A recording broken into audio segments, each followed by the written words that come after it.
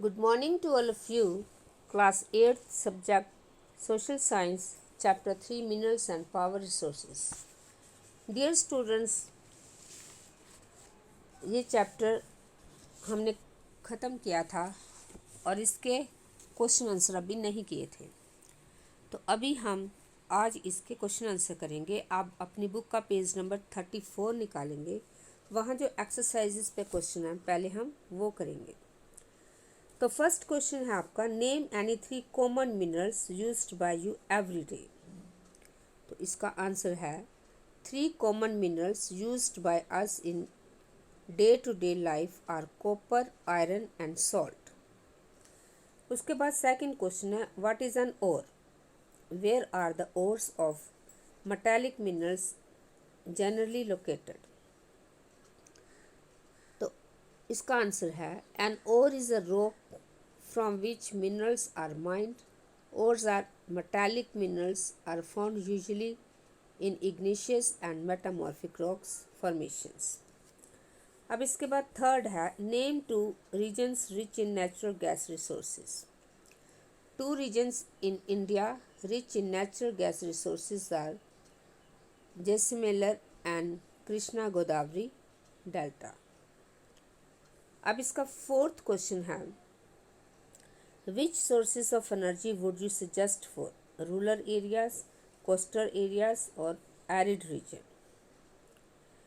तो इसमें आएगा, for arid region wind energy and solar energy are feasible for reasons similar to rural areas.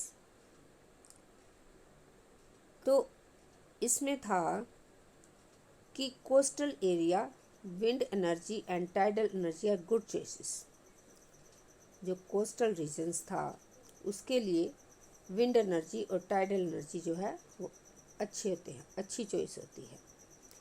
तो सबसे पहले जैसे आपने लिखना है वो कैसे लिखोगे, ए पार्ट में, for rural area solar energy and wind energy are feasible options.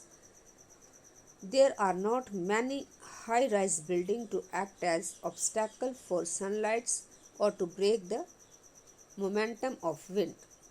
अब इसके बाद बी पार्ट जो है उसमें कोस्टल एरिया के बारे में है. For coastal areas, wind energy and tidal energy are good choices. अब इसके बाद थर्ड है arid regions. For arid region, wind energy and solar energy are feasible for reasons similar to rural areas. अब इसके बाद फिफ्थ क्वेश्चन है आपका, give 5 ways in which you can save energy at home. तो energy आप घर में कैसे बचा सकते हो उसके 5 कारण बताने हैं. तो फर्स्ट है, promoting the use of solar energy as much possible. Second, using biogas as cooking fuel. Third, drying clothes in sunlight instead of electrical dryers to prevent emissions and unnecessary use of electricity. Fourth आएगा, avoiding misuse of electricity, switching off fans and lights when not required. उसके बाद last है, using pressure cooker for cooking. अब इसके बाद आपको है कि टिक द करेक्ट आंसर, वो पेज नंबर 35 पे है. तो फर्स्ट वाला है, Which one of the following is not a characteristics of minerals? इसमें आपको 4 दिए गए हैं. They are created by natural process. They have a definite chemical composition. They are inexhaustible. Their distribution is uneven. तो इसमें आपका आएगा, फर्स्ट में आएगा C part, They are inexhaustible. अब सेकंड है, Which one of the following is a leading producer of copper in the world? Bolivia, चाइल, घाना और जिम्बाब्वे.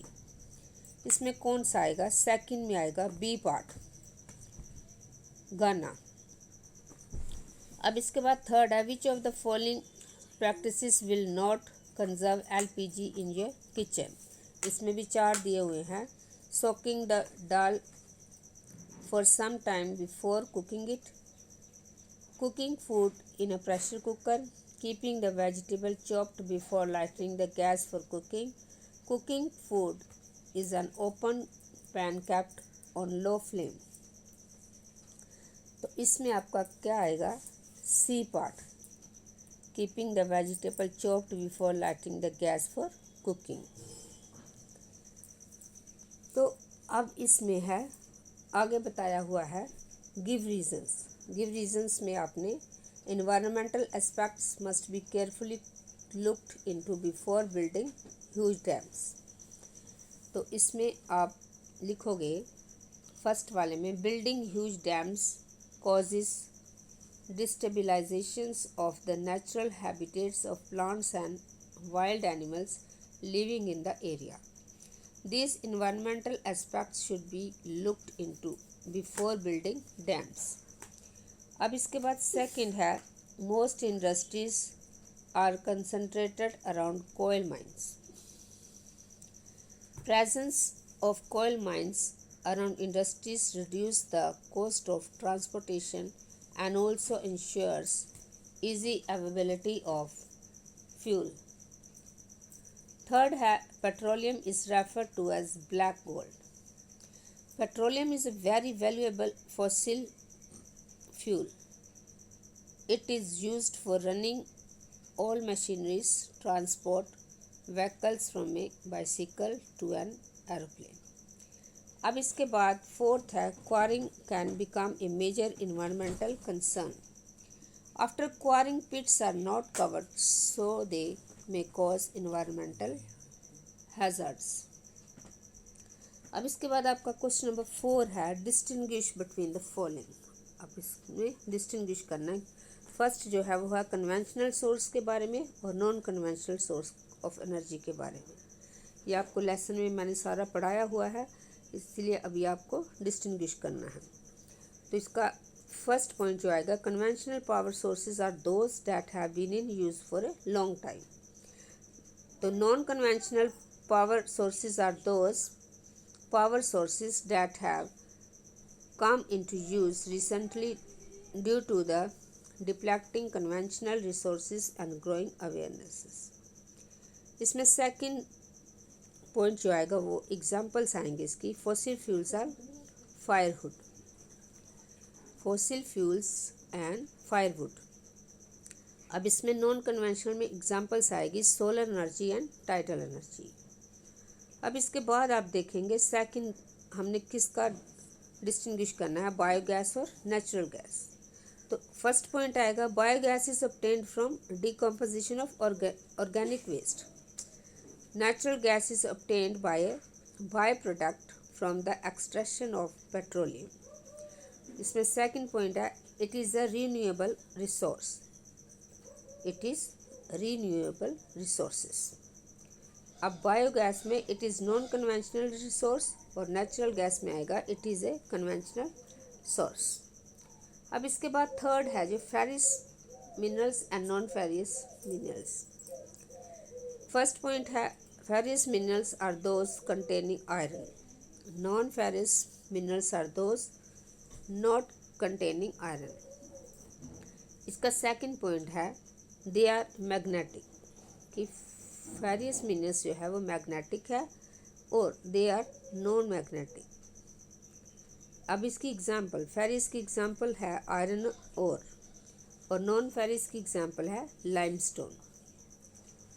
अब इसके बाद फोर्थ है metallic and non metallic minerals. तो मेटालिक जो है वो है, metallic minerals contain metals in raw form. तो non metallic minerals do not contain metals.